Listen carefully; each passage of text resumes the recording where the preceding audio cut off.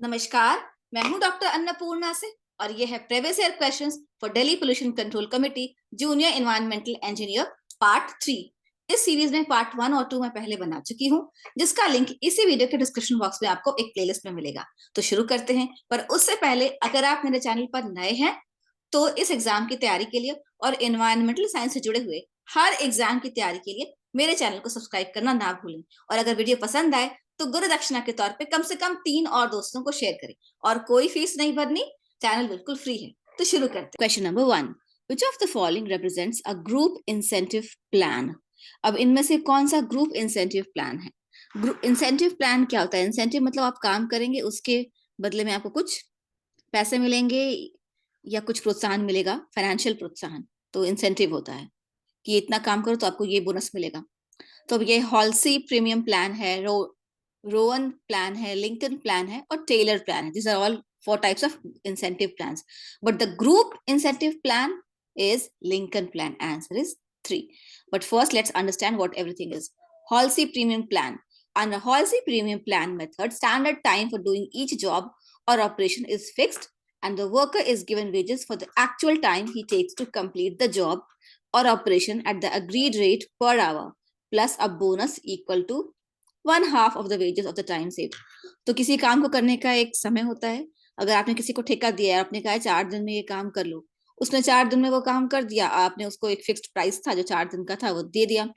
अब उस आदमी ने अगर मान लीजिए वो काम 4 दिन की जगह 3 दिन में कर दिया, ठीक है, तो उसको 3 दिन का दाम आपने दिया और जो 1 दिन उसने बचाया है उसकी आधी सैलरी आपने उसको दे दी है।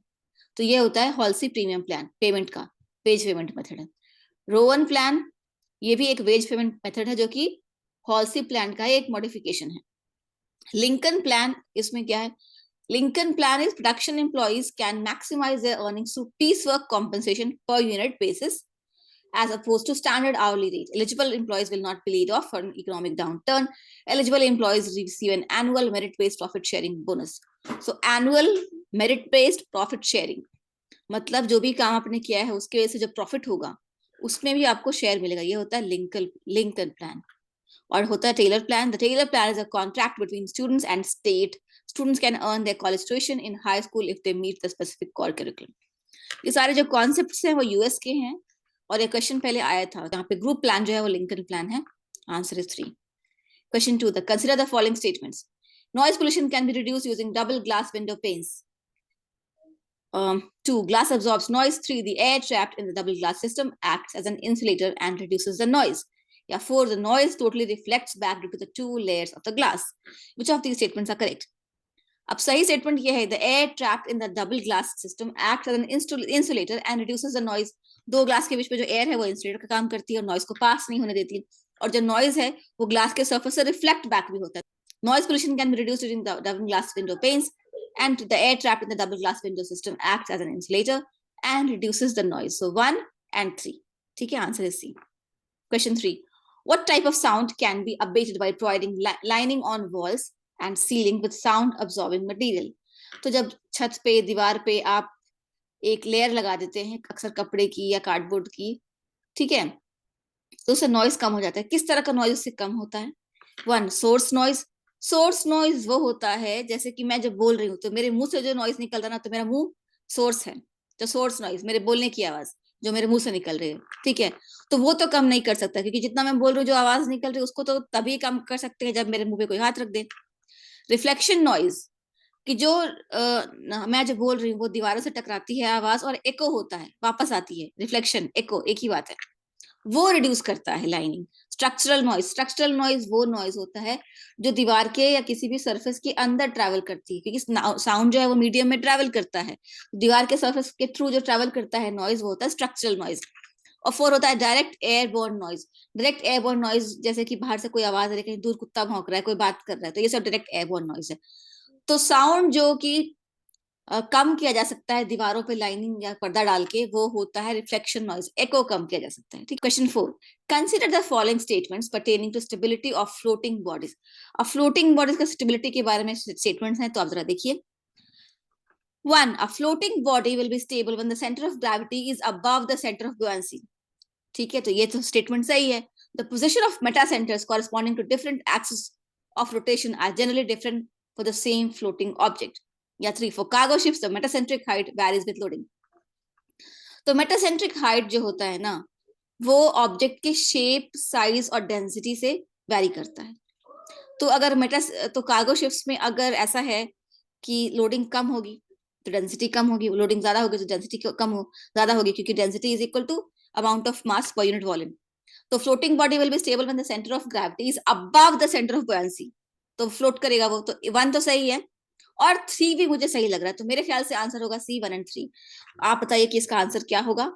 Question 5. The sewage of a town is to be discharged into a river. The quantity of sewage produced per day is 100 liters per second. तो ये रेट दिया गया है कि 100 लीटर पर सेकंड के हिसाब से सूएज प्रोड्यूस हो रहा है और उसका बीओडी है 250 मिलीग्राम पर लीटर.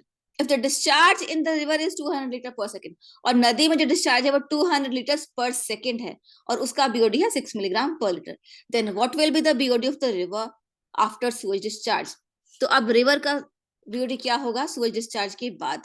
तो इसको देखते हैं. इसको पहले हम सॉल्व करेंगे, फिर मैं आपको आंसर बताऊंगी. टोटल डिस्चार्ज ऑफ वाटर क्या होगा? Water from the sewage plus water from the river, 100 plus 200 is equal to 300 litres per second. Total BOD discharge क्या होगा? Total BOD from sewage plus total BOD in river.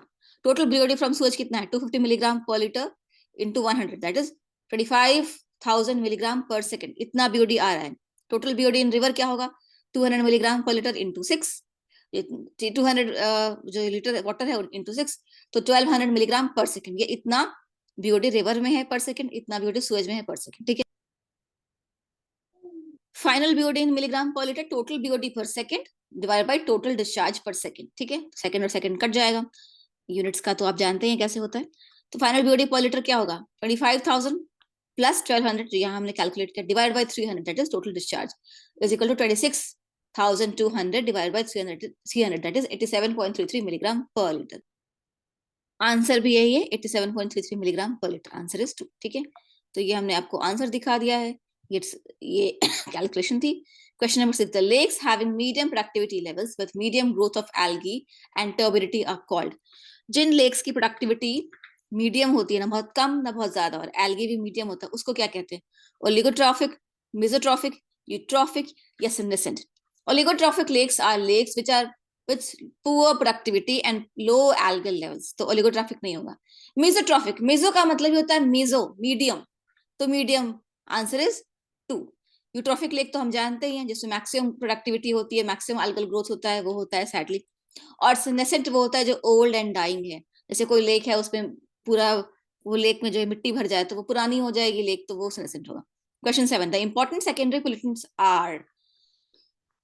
अब इनमें से कौन से secondary pollutants हैं? Sulphuric acid. यस, क्योंकि water और सल्फर डाइऑक्साइड रिएक्ट करता है तो सल्फ्यूरिक एसिड बनता है. तो प्राइमरी पोल्यूटेंट यहाँ पे सल्फर डाइऑक्साइड होगा और सेकेंडरी पोल्यूटेंट यहाँ पे सल्फ्यूरिक एसिड होगा. ओजोन और पैन फोटोकेमिकल स्मॉग में बनते हैं, दोनों ही सेकेंडरी पोल्यूटेंट्स हैं. फॉर्मल्डिहाइड भी फोटोकेमिकल स्मॉग में बनता है और ये भी सेकेंडरी पोल्यूटेंट है. सो आंसर होगा 4, all of these. Question 8. With respect to electrostatic precipitator, कौन सा क्वेश्चन सही है? Particles will be collected wet और dry. True. Higher initial cost. True. महंगा होता है लगाना उसको, महंगा कॉम्प्लिकेटेड इंस्ट्रूमेंट होता है. और 3. Sensitive to dust, loading and flow rates. 3 भी सही है कि कभी अगर जो एग्जॉस्ट गैस है उसमें एसपीएम बहुत ज्यादा आ गया तो उससे उसकी प्रोडक्टिविटी को फर्क पड़ता है, सेंसिटिव है.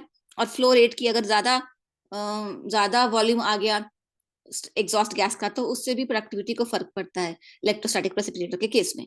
तो 3 भी सही है, 2 भी सही है, 1 भी सही है. क्योंकि क्या होता है, पार्टिकल्स में भी कलेक्टेड वेट और ड्राई, जो 1 लिखा हुआ है ना, तो क्या होता है कि पार्टिकल या तो आप सिंपली वो प्लेट्स पे कलेक्ट होता रहता है और फिर वो जब मोटी लेयर हो जाती है उस प्लेट्स पे पार्टिकल की तो अपने आप प्लेट से झड़ जाता है, या फिर ड्राई उसको वो एक ड्राई उसको स्क्रबर से, स्टिक से, किसी झाड़ू से उसको झाड़ ले सकते हैं.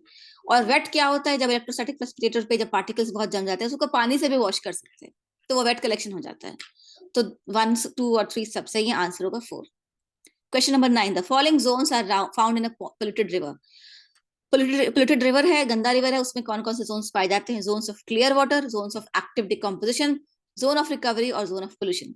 The sequence in which these zones occur downstream of the point of discharge. Point of discharge ये है जहां पोल्यूटेंट डिस्चार्ज हो रहा है नदी में. ठीक है, वो है पॉइंट ऑफ डिस्चार्ज, जहां सूरज पाइपलाइन का मुंह होगा नदी में वो। अब उसके बाद उस वहां से शुरू होके सीक्वेंस में ये सारे जोन्स आते हैं। तो सबसे पहले होगा जोन ऑफ पोल्यूशन, आंसर होगा पहले होगा 4। क्यों होगा? क्योंकि जैसे ही जो सूरज है वो डिस्चार्ज होता है नदी में, पोल्यूट कर रहा होता है, तो जोन ऑफ पोल्यूशन। उसके बाद होगा जोन ऑफ एक्टिव डिकम्पोजिशन, उसके थोड़ी दूर पे जो पोल्यूटेंट है वो डिकम्पोज किए जाते हैं नदी में जो माइक्रोब्स प्रेजेंट है उसके द्वारा। तो 4 के बाद आएगा 2, जोन ऑफ एक्टिव डिकम्पोजिशन। उसके बाद होगा जोन ऑफ रिकवरी, अब धीरे धीरे पानी थोड़ा नदी का साफ हो रहा है, तो जोन ऑफ रिकवरी। और सबसे अंत में होगा जोन ऑफ क्लियर वाटर, कि अब पूरा पानी रिकवर हो चुका है, माइक्रोब्स ने सारे पोल्यूटेंट को डिकम्पोज कर दिया है, पानी बिल्कुल साफ हो चुका है, जोन ऑफ क्लियर वाटर। ठीक है, सबसे पहले जोन ऑफ पोल्यूशन, फिर जोन ऑफ एक्टिव डिकम्पोजिशन, फिर जोन ऑफ रिकवरी, और फिर zone of clear water. Answer is B. ठीक है, आगे बढ़ते हैं। 10वां क्वेश्चन, आखिरी सवाल। In sampling of stack gases for measurement of concentration of SPM. SPM is suspended particulate matter. The flue gases are sucked in the instrument at 1. Any rate of flow mid diameter of chimney, any point of chimney cross section in it at any rate of flow. 3. Controlled position and controlled velocities along the chimney diameter to get isokinetic conditions. Answer is 3. चौथा है a constant rate of flow but at 4 equidistant points along the diameter. ये भी सही नहीं है। ठीक है, आइसोकिनेटिक का मतलब होता है, आइसो मतलब सेम, किनेटिक मतलब स्पीड, सेम स्पीड। अब इस क्वेश्चन को समझिए आराम से और ध्यान से कि बहुत इंटरेस्टिंग क्वेश्चन है ये, मेरा मन खुश हो गया ये सवाल देख के। क्या है? Sampling of stack gases for measurement of concentration of SPM. Stack मतलब होता है चिमनी, किसी फैक्ट्री के ऊपर जो चिमनी लगी होती है ना, उस चिमनी से किस तरह के गैसेस निकल रहे हैं इसकी भी सैम्पलिंग की जाती है। चिमनी से जो निकल रही हैं गैसेस उसको स्टैक गैसेस या फ्लू गैस भी कहते हैं। अब उसकी सैम्पलिंग कैसे की जाती है? तो चिमनी पे एक फिक्स्ड पॉइंट होता है, उस फिक्स्ड पॉइंट पे वो फिक्स्ड पॉइंट इस तरह से बनाया जाता है कि कंट्रोल्ड पोजीशन होता है, और वहां पे आपको स्टैक गैस की एक कंट्रोल्ड वेलोसिटी मिलती है। आपको पता है उस पॉइंट पे स्टैक गैस किस स्पीड से निकल रहे हैं, तो वो होता है। और वहां पर एक प्रोब लगाया जाता है, एक सकर होता है, एक प्रोब लगाया जाता है जिसमें कि वो जो चिमनी से गैसेस निकल रही है ना वो सक की जाती है। फिर उस सकर से फिर उन गैसेस को अलग अलग इंस्ट्रूमेंट में डाल के उसको उसको चेक किया जाता है कि इसमें से कितना कार्बन डाइऑक्साइड, कितना सल्फर डाइऑक्साइड, कितना सस्पेंडेड पार्टिकुलेट मैटर ये सब निकल रहा है। तो इस तरह से सैम्पलिंग की जाती है फ्लू गैसेस की जो चिमनी से निकल रहे होते हैं। तो वो एक सवाल पूछ रहा है कि in the sampling of stacked gases for measurement of concentration of SPM, the flue gases are sucked in the instrument at.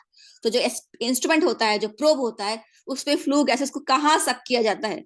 तो आंसर होगा 3, कंट्रोल्ड पोजीशन पे, कंट्रोल वेलोसिटी पे, और चिमनी का जो डायमीटर होता है ना उसमें ऐसी जगह पे सक किया जाता है जहां पे आइसोकिनेटिक कंडीशन मिले, जहां पे सेम स्पीड मिले हमेशा। ठीक है, आज के लिए इतना ही। Thank you. जय हिंद, जय भारत। अगर कोई डाउट हो, कोई डिसएग्रीमेंट हो कि मैम ने ये गलत बताया है, शायद सही आंसर ये है, आप मुझे बता सकते हैं, मुझे कभी भी बुरा नहीं लगता है। और जो डिस्क्रिप्शन बॉक्स में दूसरे प्रैक्टिस टेस्ट आपके दिए गए उनको जरूर चेकआउट कीजिए। इन्वायरमेंटल साइंस के लेक्चर्स हैं, शॉर्ट वीडियोस हैं, उनको भी चेकआउट कीजिए क्योंकि वो सभी एग्जाम में बहुत उपयोगी हैं। और मेरे जो लेक्चर्स और शॉर्ट वीडियोस हैं उनको पढ़ के, उनसे प्रिपेयर करके बहुत सारे स्टूडेंट्स के एग्जाम क्लियर हुए हैं। आई विश आपका भी क्लियर हो। जय हिंद, जय भारत।